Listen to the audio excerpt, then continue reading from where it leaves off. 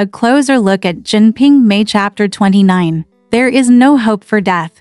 This time the author invited Wu Shengshan to come and spoil the story. In the area of barrages for watching TV shows and movies, VIPs who post spoiler barrages will be looked down upon. As everyone knows, spoilers already exist in the Plum and the Golden Ping. In the 28th chapter, the author has already laid clues for the two major plots of Li Ping'er's childbirth and Pan Jinlian's affair with Shen Jingjing.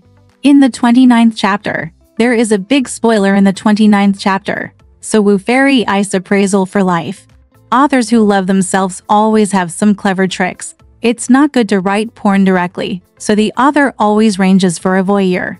As for spoilers, the author's direct narration or comments appear to be mediocre, so Wu Shengshan came.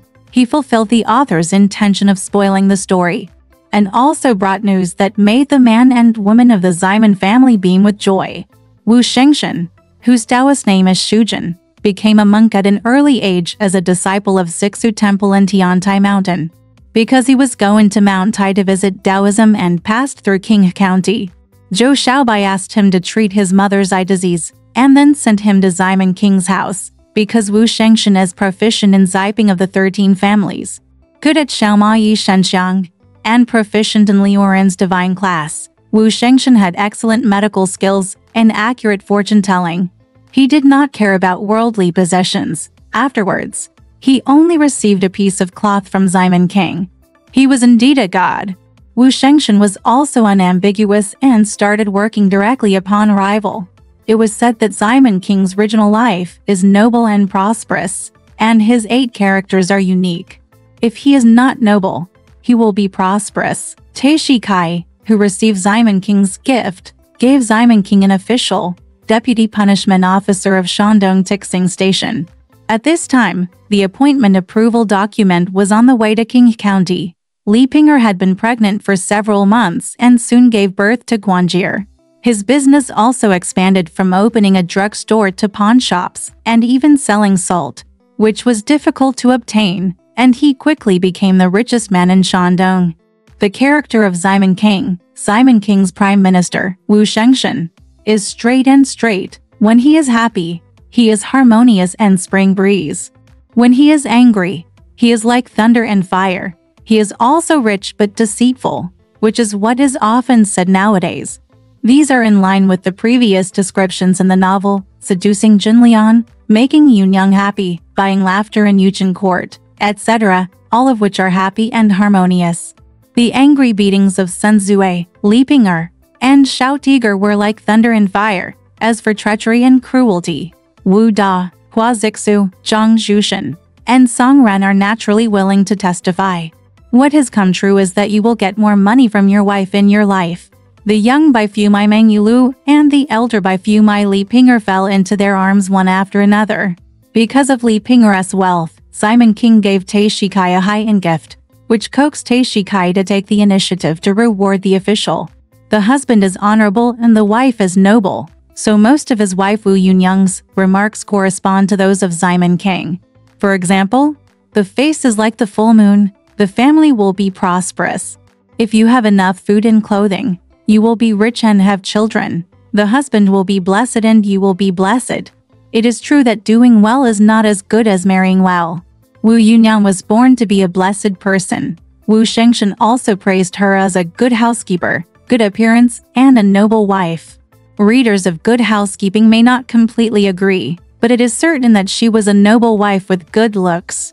Later, because of her good looks, Huo Jixian naturally believed her complaint and won Chen Jingjing's lawsuit.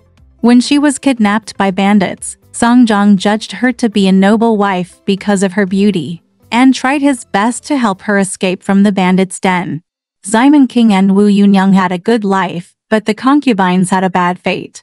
Li Jiar is the second oldest, and Wu Shengshan starts with her. It is believed that she fell into prostitution in her early years, and later became a concubine, married to her husband for the 3rd time, shrugging her shoulders and crying. If she is not humble, she will be lonely. If the bridge of her nose is low, she will either be poor or die young. This match is very accurate. Li Jiar is the prostitute Ximen King married back from Lichun courtyard, and she is extremely unpopular. She is just a bystander to the prosperity of the Simon family. The prosperity does not benefit her, and the failure may not affect her. After Simon King's death, she quickly remarried. When the Jin soldiers invade, poverty or death is a high probability event. Meng Yulu wanted to be a legitimate wife as soon as she appeared. Unfortunately, she was deceived into being a concubine, and she felt extremely aggrieved. However, she could endure the loneliness and the injustice. With this attitude towards life, there is a high probability that you will be safe.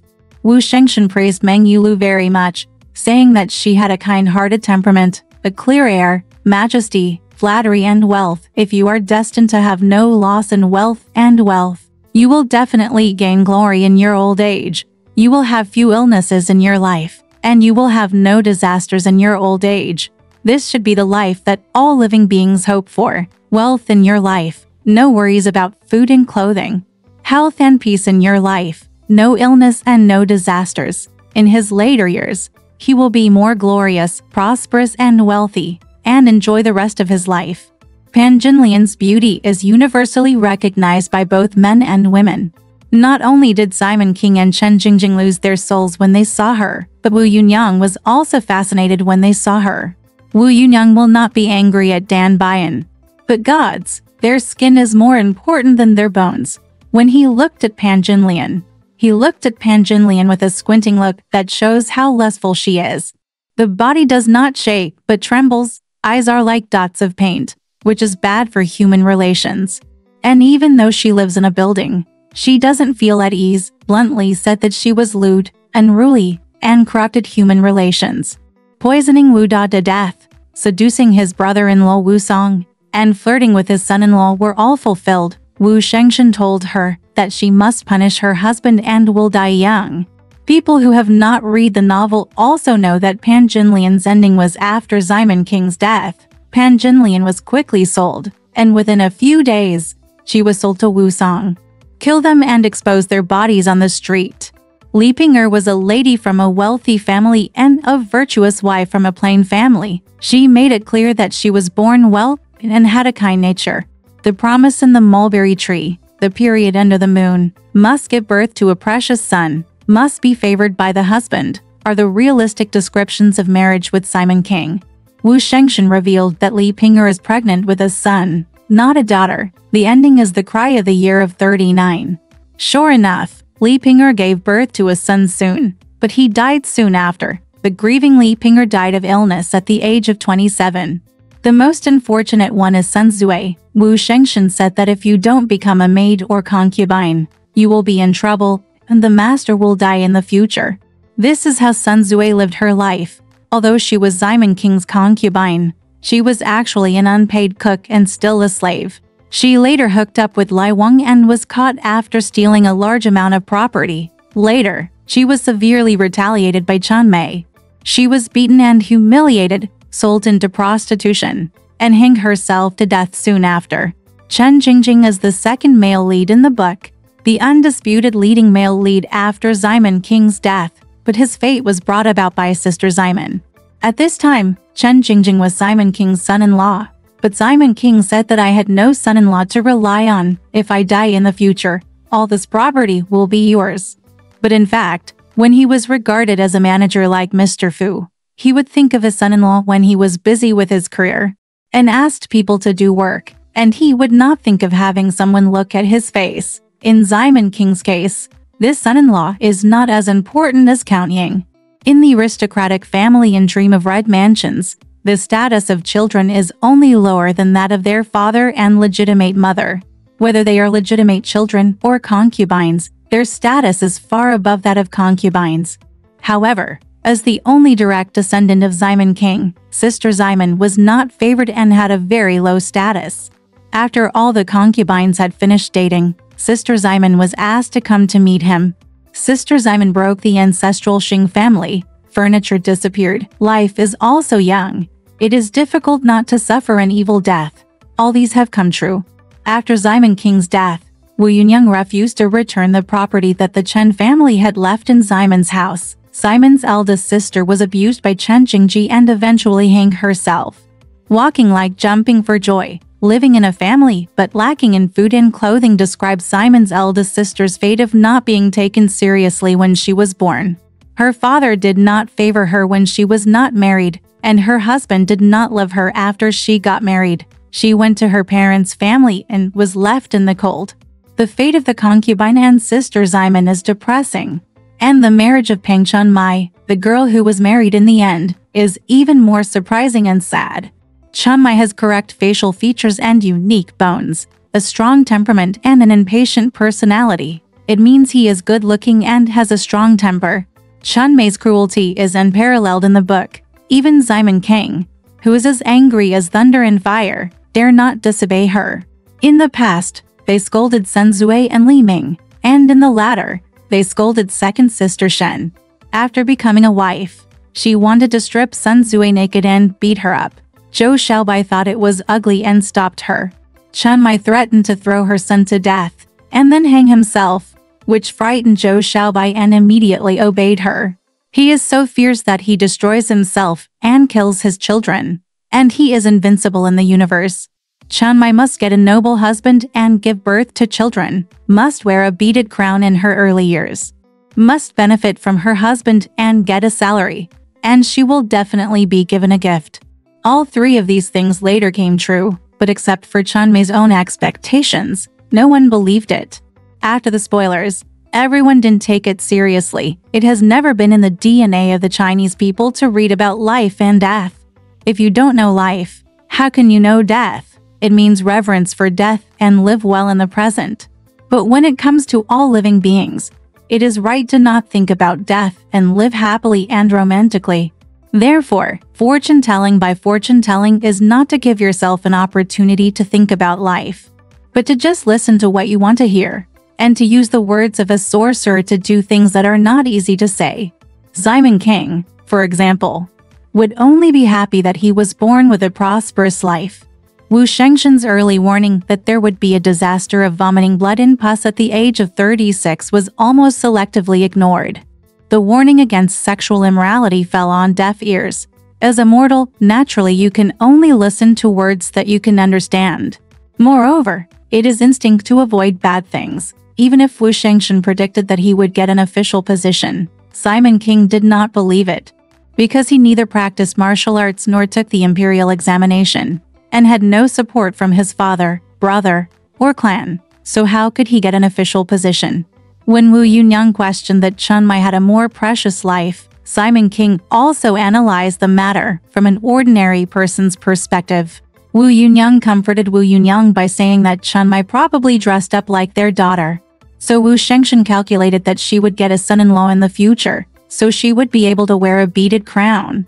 If life comes true, the voice of doubt will become weaker and weaker. When Kai Taishi's deputy punishment came, Simon King began to have deep faith in the wealth and honor of his life. Since you have it in your destiny, why bother to live in virtue and guard your body? When he became more and more wealthy, including having children and being promoted, he became even more proud and said the famous saying, "We heard that the Buddha in the Western heaven only wanted gold to pave the floor. The 10 palaces of the underworld also wanted more." Chu Camp begged, "As long as we use up this property to do good deeds." We raped Chang'e, raped the weaver girl, abducted Zhu Viqiang, and stole the daughter of the Queen Mother of the West. But it still doesn't reduce my wealth. How could he still remember it? Don't be greedy for sex or promiscuity. Life will be in jeopardy at the age of 36. Not to mention the fate of his concubines, several of whom were executed husbands. He had no vigilance at all. If he could pass the threshold of 36 and grow rich until old age, how could some of them get married 3 times, and some die young? Some people died violently. How could their daughter be short of food and clothing? In the first chapter, the author gives a vivid description of the world's greed and obsession with wine, sex and wealth. However, when Wu Shengshen brought a warning of fate, it did not reduce Simon King's greed and obsession. On the contrary, it became more difficult to control his wine, sex and wealth. If there is wealth in his life, he will enjoy himself, indulge in lust, and live in drunken dreams. Being able to tell fortunes can only be called superb arithmetic. and turning stones into gold is similar to witchcraft and demons.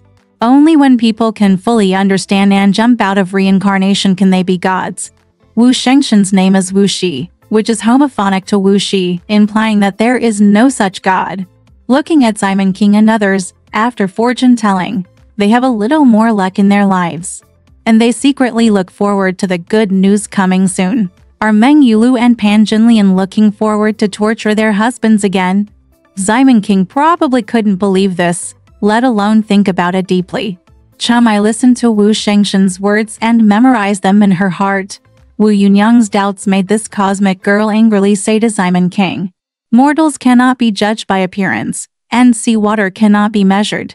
It has always been round but not round. How can we predict that everyone will wear clothes and clothes? Is it possible that I will just be a slave in your house forever? Who says I can only be a slave in your house?" This character, with slight modifications, is a man with a heart as high as the sky, a humble body, and a charming and clever person who attracts resentment.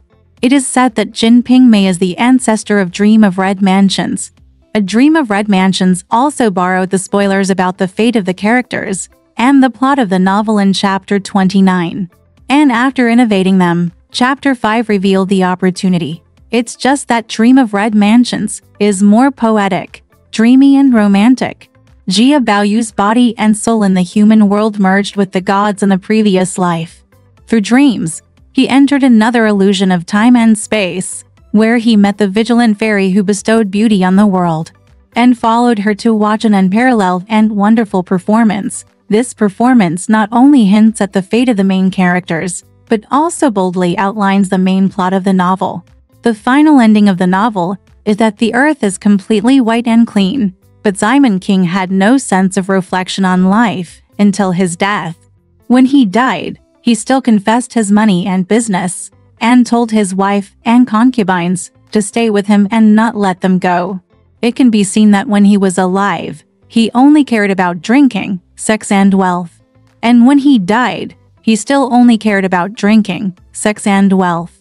Jia Baoyu's sense of tragedy is deeply rooted in his bones, in the eyes of everyone. He is born with wealth and honor that is worth enjoying, but in his eyes, he needs to reflect on it.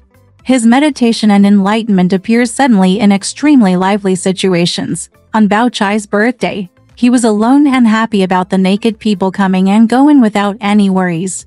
During the joy of the Manzhong festival, he cried on the hillside because of the funeral poems. After the King Yihong night banquet, after the highlight of happiness he listened to in the end I Must Be a Homemade Bun, it was like a thunderclap. But in the 5th chapter, Jia Baoyu was still young, really young.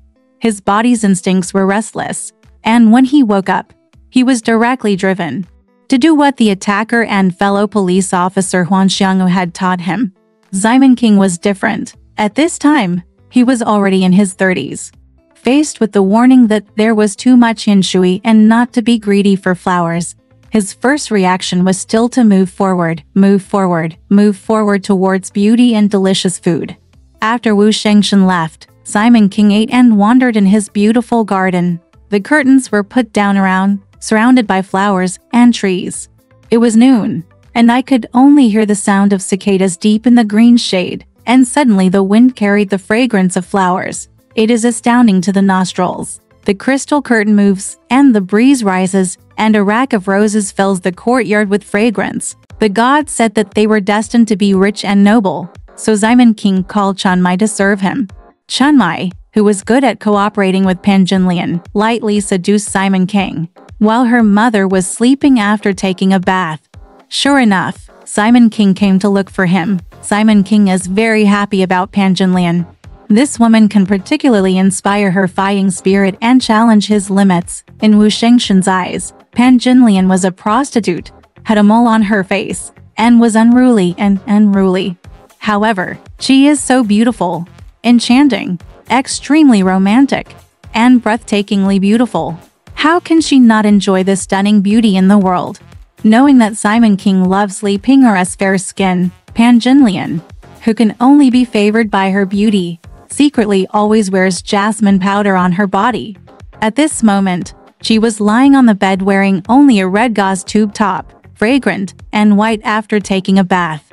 White and red, fragrant and fresh. The bed is a new, more expensive and more beautiful one, a mother-of-pearl bed. This bed full of hormones will seduce more people to enjoy the rhythm of the body in the future. Beds probably mean monotony. Simon King, who has enjoyed the Jade Pavilion and the Grape Tray, has a new idea and wants to take a bath with Pan Jinlian. Therefore, falling in love is no longer a metaphor, but a literal meaning. Some critics said, the immortal is inserted into the air, and the next part is followed by Lantang Noon battle. Seeing that Golden Lotus showed no warning or repentance, Simon Shi listened to the fairies talk about being greedy for flowers and committed prostitution in the daytime. Seeing evildoers cannot be changed even if they are immortals. Use the day to promote prostitution and arrogantly erase the warning not to be greedy for flowers. People have 5 kinds of troubles: greed, anger, ignorance, pride and doubt. Simon King, who is running on the road of greed, does not want to hear the noise of excessive yin water. Let's leave it at that for now. Reading about death and life is the reader's business. A closer look at Chapter 30 of Jin Ping Mei. This is a feast that must come to an end. Chapter 30 of Jin Ping Mei is a turning point in the whole book, and the highlight moment of Simon King's life. Simon King's career map shifted from the market to the officialdom system. From a businessman to an official, completing the great leap forward in social class. Li Ping'er gave birth to his son in the back house. Simon King was an only son. He had 2 wives, numerous concubines, and only 1 child, the eldest sister Simon, who was already married. How important it is to have a son who can carry on the family business. However, when Simon Qingjiguan gave birth to a son, the first thing he wrote about was the cemetery. Simon King and Pan Jinlian were sleeping soundly after the battle. Zhang En, who was looking at the grave, came to talk to Simon King. Widow Zhao's village next door to our grave is selling land for 300 taels of silver. Widow Zhao next door has no idea where she came from or where she is going. She is just an orphan and a widower whose family fortune has declined and wants to sell the village together with the land. The Zhao family fell and the Simon family prospered. Anyway, it was you who sang and I appeared on the stage. The rise and fall of honor and disgrace happened again and again. Of course, the excited Simon King didn't want to know this. He bought land, and an official was assigned to him in Tokyo. Without him, the Grand Master was so happy to receive the gift. The Grand Master's tone was like that of an honest businessman collecting money, handling matters, and taking care of the follow-up. I have sent someone to write to you, the Governor Marquis, about the guest Wang Si from Kangzhou the day before yesterday. It's obvious that I have not done anything. After receiving the gift, he sent it to an official. I have taken your master's troubles many times and have nothing to do. What should I do? Moreover, he loved the house so much that even the gift givers, Lai Bo and Wu Enren, became officials. Compared with Dai Quan, the prime minister in a dream of red mansions who quietly accepted 1,200 silver and still owed Jiashan a favor, this is a bit impatient. Just like farmers imagine the emperor's golden hoe, the market novel Jin Ping Mei describes the imperial master as such a fair trade, and it is not surprising that he will buy and sell openly. It's just a novel, but in reality, if the imaginations of different classes collide with each other, it will lead to tragedies like Lu Zun's grandfather Zhou Jifu.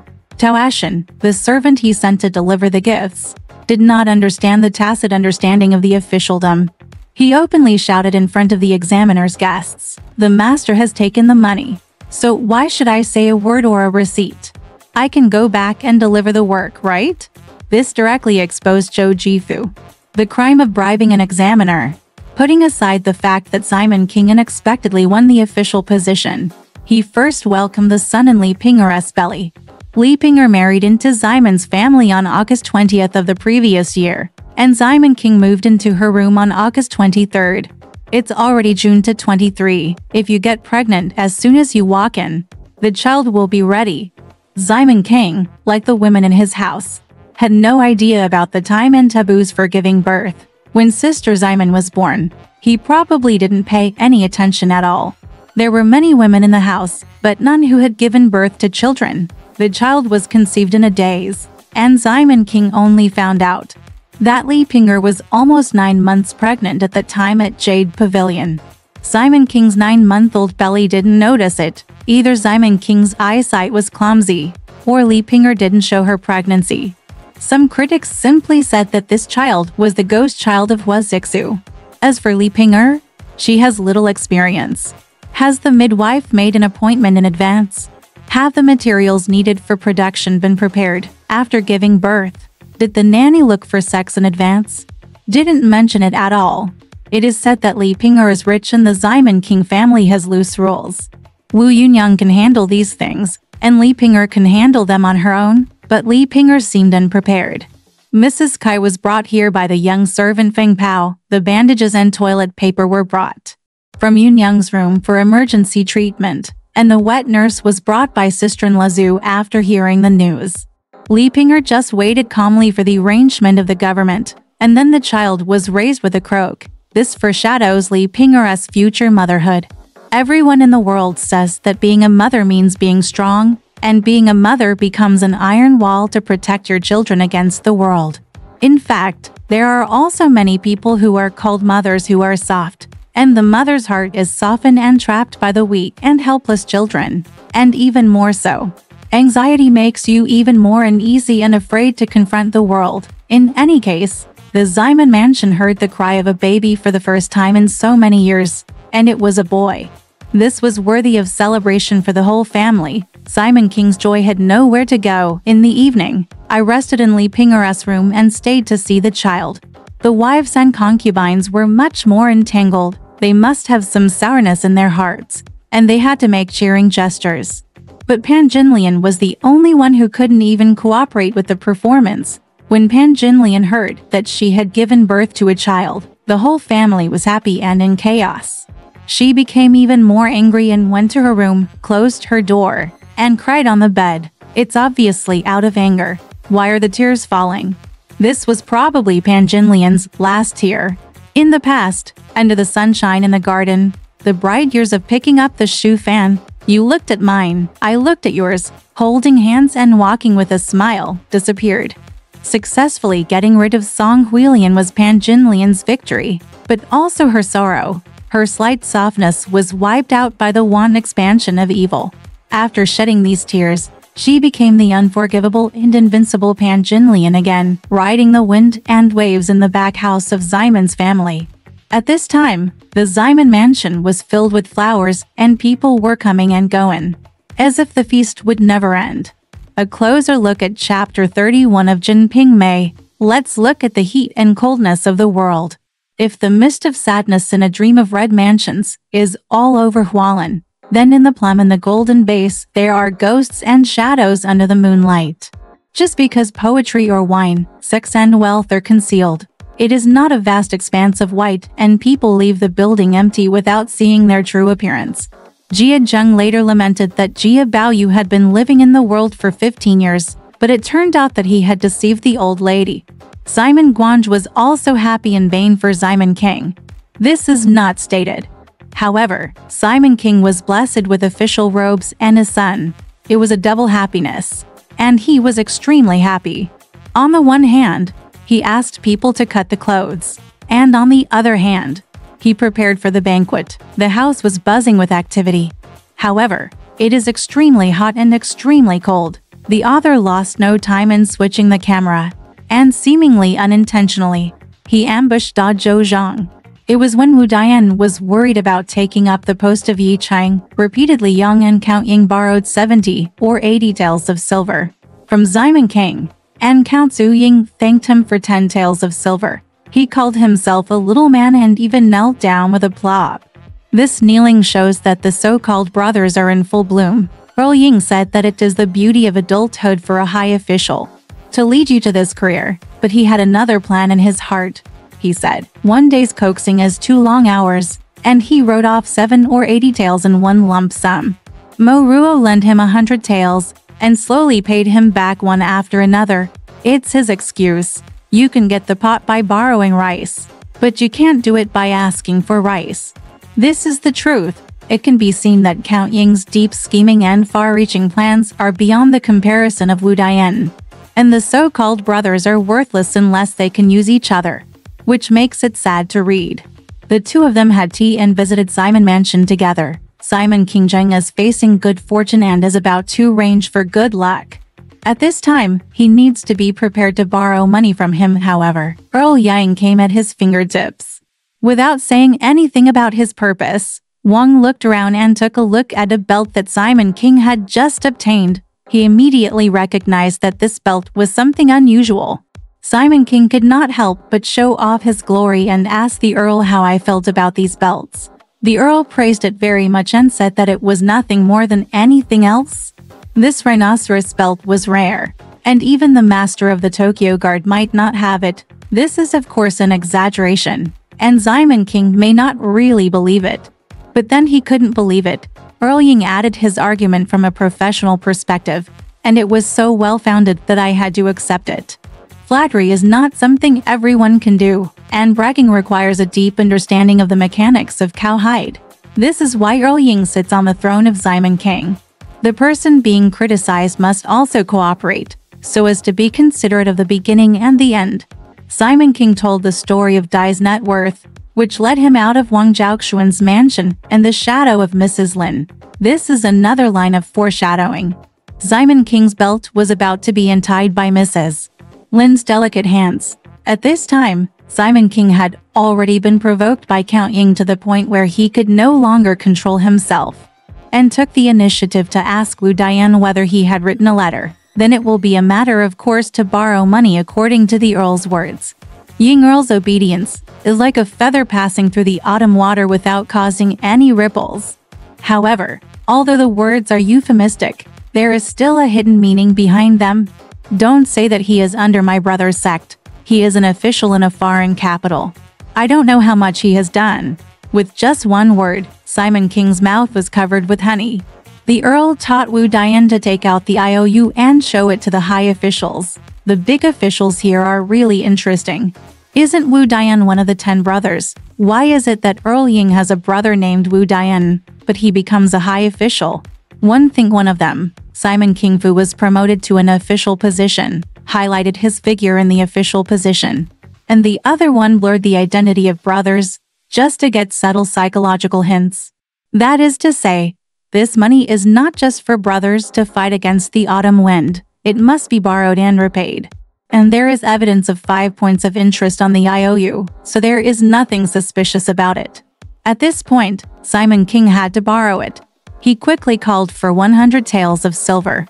He also deducted 5 cents of profit and said that since Count Ying was the guarantee, he would pay me 100 taels of capital tomorrow. At this time, Jia Tixing suddenly sent 12 platoon troops to ask for titles, and his colleagues in the guard came to congratulate him with official gifts. Simon King told Mr. Yin Yangzhu to choose a date for his rival, and he also sent a reply to Jia Tixing and gave him rewards. People are sent out, despite such a commotion in the middle. Simon King still did not forget to tell Wu Dian that he would only pay back my capital tomorrow. It's not that Simon King forgot what he said just now, but he still has doubts. Whether it was the Earl who acted as a guarantee, or Wu Dian's sincere words, Simon King knew the faces of his brothers. To say that we only pay back the capital means not forgetting the capital. But if you don't forget your roots, you are not Wu Dianan. Sure enough, this person later repaid his kindness with his revenge. As for those who won the official position together with Wu Dian, there was also the stored Simon King who came to protect them. Even if you come to protect someone, you will be disappointed. I think that when the 10 brothers were married, Bu Zhidao died. A brother dies without knowing it. He is hot or cold. He is born and he dies, just like a ghost accompanying him. When writing about Simon King, a paragraph about Wu Dian is inserted, and a very cold person is secretly inserted in a very hot place, in order to bear witness to Simon King's lonely old man. And at the end of Simon King's curtain call, Simon Zhao Jie is sobbing again, on the road to Huangquan. You come and I go. However, before going to hell, Simon King can enjoy the 4 springs in peace for the time being. The Siquin family temporarily transferred to Lizi County. Li Jixian sent a young official with a face like Fu's pink lips, red lips and white teeth. He was handsome and could read and write. He was wearing a green gauze straight skirt and pure socks and sandals on his feet. Simon King was stunned at that time. Yi's real name is Shetong, and he only listens to orders in the study. At this time, another chess boy was recommended by Zhu Xinian. So far, all the music, chess, calligraphy, and painting are complete. It is inevitable to have a big banquet, play and sing. After the banquet, people sang and sang, but they still couldn't sing the joyful spring breeze. Simon King rode a big white horse every day, wearing a black sand net scarf to cover his face, wearing cloud shoes, wearing colorful clothes, and a cute golden eggplant and Nangshang belt around his waist. The author violently ranges it just to modify one word, swing. Wei swing can be said to be expressive, vividly showing the ugliness of a successful upstart. From then on, he went to the hall and asked questions about official matters in a decent manner. The years are quiet and time flies. In the blink of an eye, Brother Simon is full moon. When the full moon banquet was in full swing, a faint fragrance floated in the study. It was Yuxiao, the eldest girl of Yun Yang, hooking up with the book boy.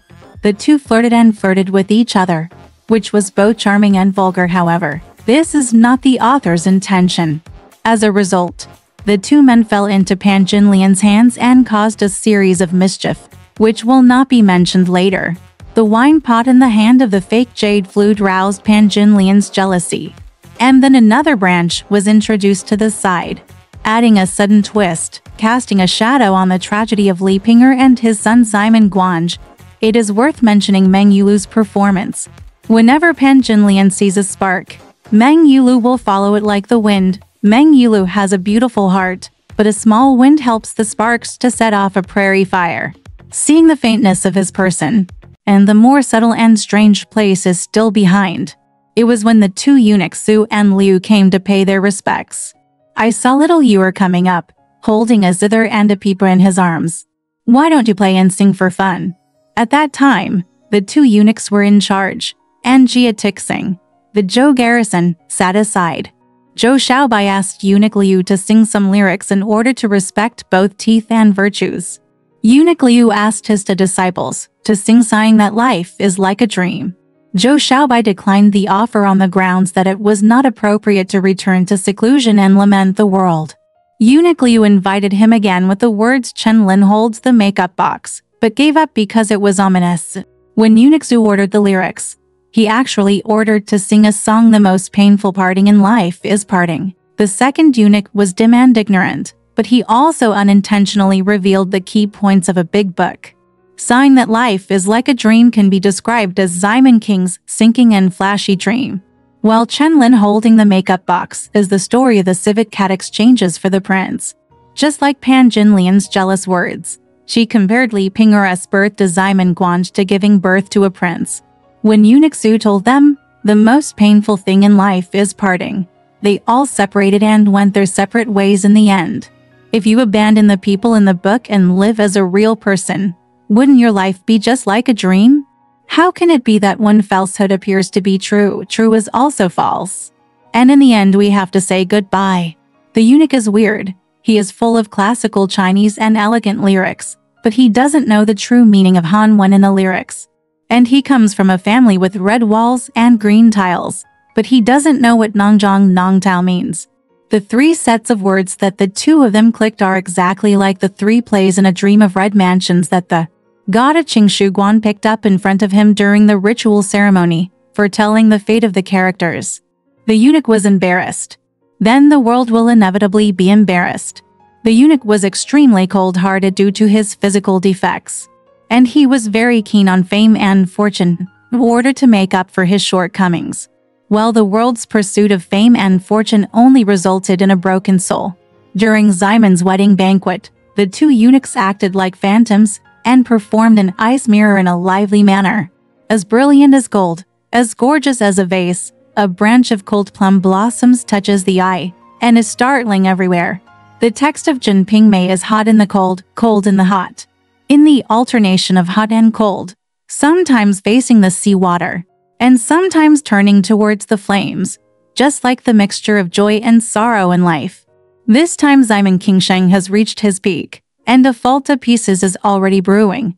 and in the bustling Vanity Fair, on the stage where I will appear on stage after you sing. I dream of knowing that the shadow of the moon is still young. A closer look at chapter 32 of Jin Ping Mei, Ghost Shadows. All ghosts.